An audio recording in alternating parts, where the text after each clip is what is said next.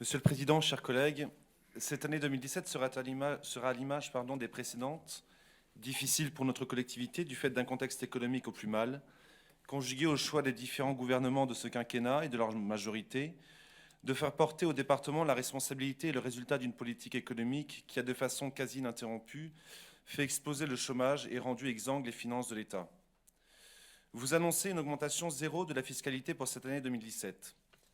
Je voudrais d'abord, Monsieur Darmian, vous répondre sur la question de la revalorisation des bases locatives.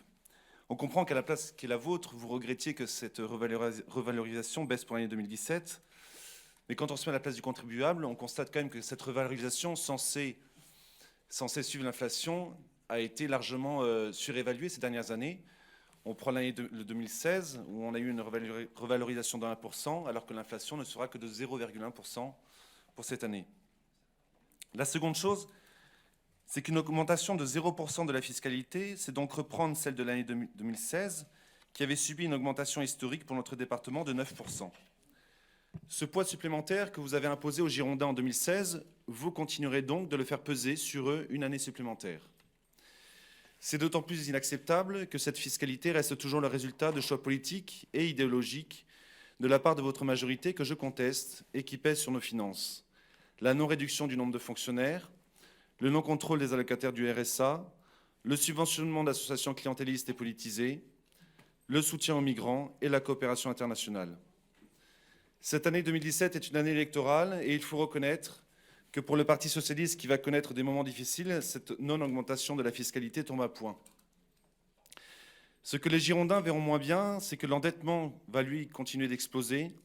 Pour rappel, nous étions à 376 millions d'euros en 2009. Nous serons à la fin de l'année 2016 à 692 millions.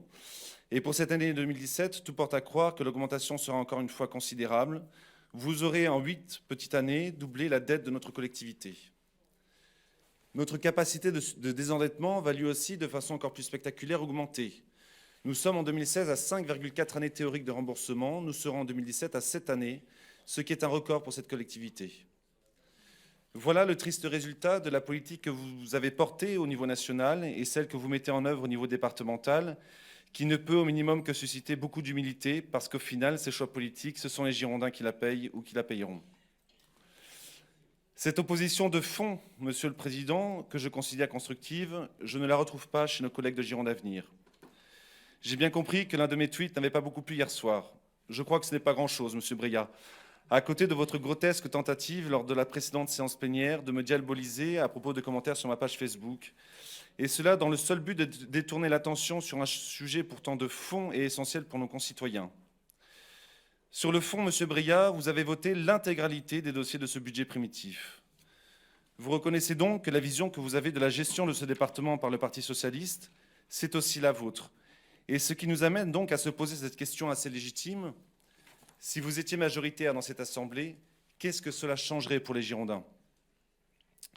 Lors du vote du budget primitif 2016, vous avez voté contre ce budget pour la seule raison que vous étiez en désaccord sur l'estimation des dépenses de RSA. D'abord, je ne vois pas l'intérêt de siéger dans l'opposition si le seul désaccord que vous avez avec la majorité porte sur des estimations comptables. Estimations comptables qui se sont d'ailleurs confirmées lors des 2 décisions modificatives. Attendons de voir le compte administratif, mais pour l'instant, tout porte à croire que vous vous êtes trompé et que vous auriez dû donc, en toute logique, voter ce budget primitif 2016. Pour ce budget primitif 2017, vous n'avez rien trouvé, ou plutôt le seul doute que vous aviez soulevé pour tenter d'en faire une divergence a été balayé par la majorité.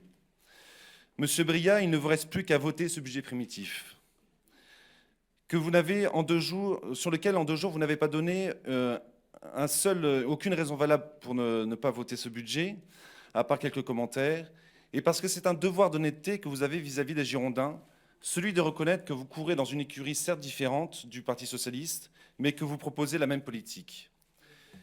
L'UMPS, qu'au Front National nous dénonçons depuis des années, quel que sera votre vote d'ailleurs pour ce budget, se vérifie à nouveau, et cette fois-ci dans cette Assemblée.